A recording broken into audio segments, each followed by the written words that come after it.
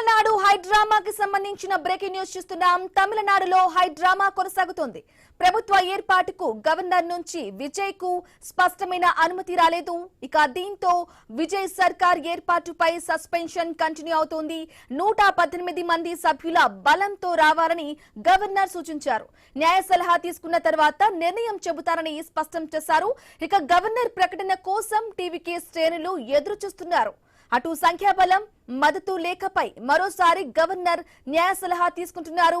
అటు టీవీకి నేతలు కోర్ కమిటీతో సమావేశమైనట్లుగా తెలుస్తోంది.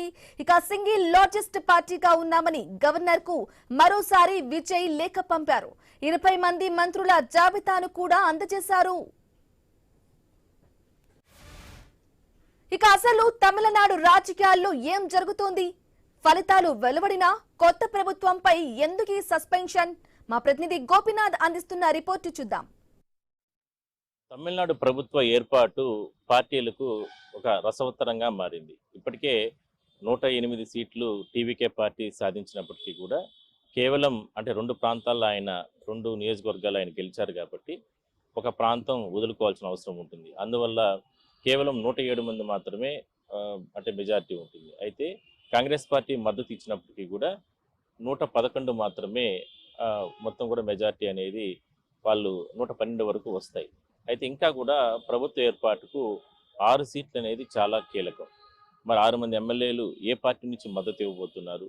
3 రోజుల నుంచి జరుగుతున్నటువంటి చర్చ పెద్ద ఎత్తున అంటే రాష్ట్ర వ్యాప్తంగా అంటే ప్రజలు ఇంత పెద్ద ఎత్తున టీవీకే పార్టీకి అవకాశం కల్పించినప్పటికీ కూడా ఎందుకు ప్రభుత్వ ఏర్పాటు చేసుకోవడంలో విజయ్ ఎందుకు ఈ రకంగా ఫెయిల్యూర్ అయ్యారు? నిజంగానే కొన్ని పార్టీలు కుట్రపూరితంగా ఆయన ఈ రకంగా ఇబ్బందులు గురి చేశాయా అనేటటువంటి ఆరోపణలు కూడా వస్తున్నాయి. అయితే నిన్నటి నుంచి కూడా డిఎంకే పార్టీ, అన్నా డిఎంకే పార్టీ 2 పార్టీలు కూడా కలిసిపోతున్నాయి. ఎందుకంటే ఇప్పటికే ఈ 2 పార్టీలు బద్ధ శత్రువులు. 40 సంవత్సరాలు 50 సంవత్సరాల నుంచి కూడా 2 పార్టీల మధ్యన పచ్చగడ్డి వేస్తే బరుగుమనేటటువంటి పరిస్థితి. అలాంటి పరిస్థితుల్లో ఈ రకంగా ఎలా కలుస్తాయి అనేటటువంటి చర్చ కూడా ఒక్కసారిగా రాష్ట్ర వ్యాప్తంగా రావడం జరిగింది. ఎందుకంటే గవర్నర్ అపాయింట్మెంట్ కోరిన తర్వాత గవర్నర్కి దగ్గరికి వెళ్ళిన సందర్భంలో విజయ్కి సంబంధించి ఒక ఆసక్తికరమైనటువంటి అంటే సంఘటన జరిగింది. నీకు మెజార్టీకి సంబంధించి ప్రభుత్వ ఏర్పాటుకు ఎక్కడా కూడా మ్యాజిక్ ఫిగర్ లేదు కాబట్టి మీ ప్రభుత్వ ఏర్పాటుకు అవకాశం కల్పించలేమంటూ కూడా గవర్నర్ ఆ నివేదికని తిరస్కరించడం జరిగింది. అందువల్లనే ఈ రకమైనటువంటి పరిస్థితి అనిశ్చితి ఏర్పడిందంటూ కూడా రాజకీయ విశ్లేషకులు చెబుతున్నారు.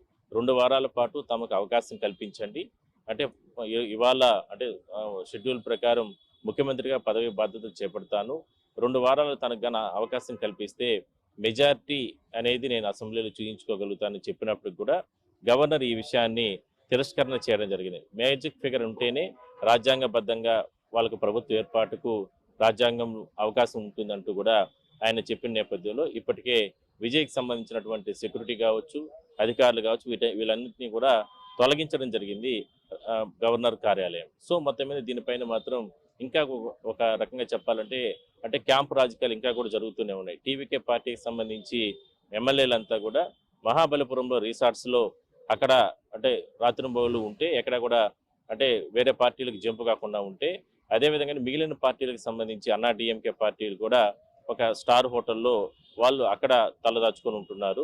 అదే స్థాయిలోనే వాళ్ళ ఎమ్మెల్యేలను కాపాడుకోవడానికి ఏఐడిఎంకే అధినేతలు చాలా రకాలుగా అంటే ప్రయత్నాలు అయితే చేస్తున్నారు. సో డిఎంకే పార్టీకి సంబంధించి కూడా ఇప్పటికే ఎక్కడ కూడా మేము పొత్తుల్లోకి వెళ్ళం, అంటే కాంగ్రెస్ పార్టీ మా నుంచి దూరం అయింది కాబట్టి ఎట్టి పరిస్థితుల్లో కూడా అధికారం మాకు లేకపోయినా పర్వాలేదు, మేము ప్రజలతోనే ఉంటామంటూ కూడా వాళ్ళు కూడా మాట్లాడుతున్నారు. సో ఇట్లా అన్ని కోణాల్లో చూస్తే గాన ఒక రకమైనటువంటి అనిశ్చితి అనేది ఈ తమిళనాడు అంటే ఇప్పుడు జరిగినటువంటి ఎన్నికల్లో కనపడుస్తుంది. స్పష్టమైన ఓట్లు వచ్చినప్పటికి కూడా స్పష్టమైనటువంటి సీట్లు అనేది ప్రధానంగా రాష్ట్ర వ్యాప్తంగా టీవీకే పార్టీకి రాలేదు. అందువల్లనే ఈ రకమైనటువంటి అనిశ్చితి ఏర్పడిందంటూ కూడా రాజకీయ విశ్లేషకులు చెప్తున్నారు. సో ఈ కథనాలన్నీ కూడా చూస్తే గాన ఇది ఇప్పుడల్లా కూడా ఈ సమస్యలు తీరేటి అవసరం కనపడడం లేదు.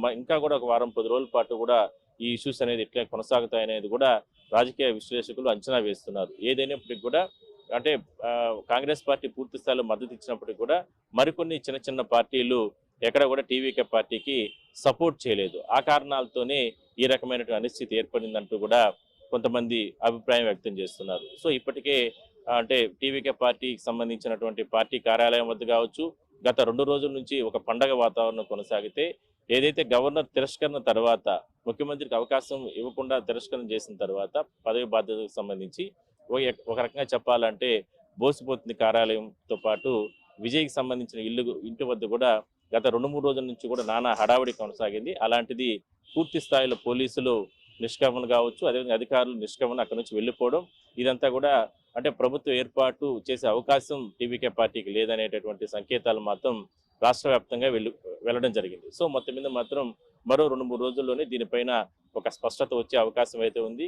ఖచ్చితంగా ఏదైతే చిన్న చిన్న పార్టీలు అనుకుంటున్నారో ఆ చిన్న చిన్న పార్టీలు, ఆ పార్టీలకు సంబంధించి ఎమ్మెల్యేలు మద్దతు ఇస్తే తప్ప టీవీకే పార్టీ అధికారులకు వచ్చేటికి కనపడట్లేదు.